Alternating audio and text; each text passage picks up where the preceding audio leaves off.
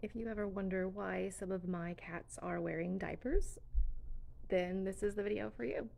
We found Bat Bat, our very first diaper cat, as an extremely young kitten on the side of the road all by herself, and she already had this injury. We don't know what caused it.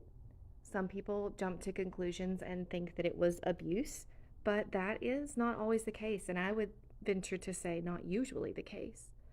A lot of these injuries are caused by tail pull injuries, and I think it's not very well known that pulling a cat's tail can damage the spine and spinal cord and cause paraplegia, incontinence, and other issues. And I think it's really important that we get the word out. It's not okay to pull a cat's tail. Usually, a tail pull injury is an accident. It might be a toddler who pulled the cat's tail. It might be a kid who just didn't know they were trying to catch the cat. Sometimes it's a grown up who thinks it's reasonable to hold a cat by its tail. That very well could have been what happened with little kitten Bat Bat. We see it in the media sometimes. I still see cartoons and comics where someone is holding a cat by the tail. It's not common knowledge that this is a huge no no. So let's spread the word. Don't pull cats' tails. It's a lot more serious than you think. I think it's worth noting that a tail pull injury is not always caused by a human pulling the tail.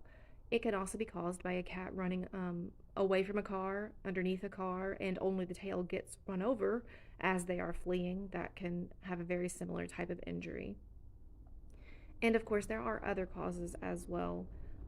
Major accidents involving the spine, a cat falling, hitting just the wrong way on their back. Cause could be congenital. It could be there at birth already when they were born. It could be an injury caused during the birth. So there is not one cause for incontinence in cats. And also, each of their needs is very different. Bat, West, and Maple need manual bladder and bowel expression 3 times a day. They cannot evacuate their waste by themselves. They need help to use the potty every single day without fail. Our other 2 diaper cats are very different. Percy and Herbie both have reasonable control. They get some things out, sometimes a little uncomfortably, but it still moves on its own. However, they don't always choose when it comes out, so they do wear diapers to contain the mess, and they have to have bum baths occasionally. And Maple is our only cat with paraplegia. She does not have use of her back legs. She does not feel them. She doesn't notice the feeling in them. However, she does have reflexes. So the nerves are still working, the muscles somewhat still work, but she does not have that brain connection to her legs to be able to move them at will. So that has been kind of interesting, getting used to that. All of our other diaper cats have use of their back legs. Herbie is our only cat who is actively on pain management, and he will be the rest of his life.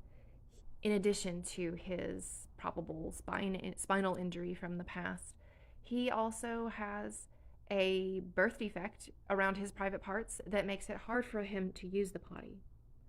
This is extremely uncomfortable for him, sometimes painful when he needs to use the potty, and thankfully we have worked with our vet to come up with a really awesome pain management plan, and he is pretty comfortable most of the time now. So we're really just so happy that our diaper cats are able to have a good quality of life.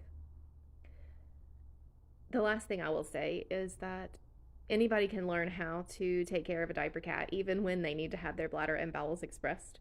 Something that I feel sort of passionate about is I would love to teach people this skill. It's unusual and it's really not hard. It's just a matter of learning a skill and getting used to it, getting in the habit. Obviously, this is something that would work better for someone who works from home, like I do, because usually they need potty care about 3 times a day or more, depending on their age and needs.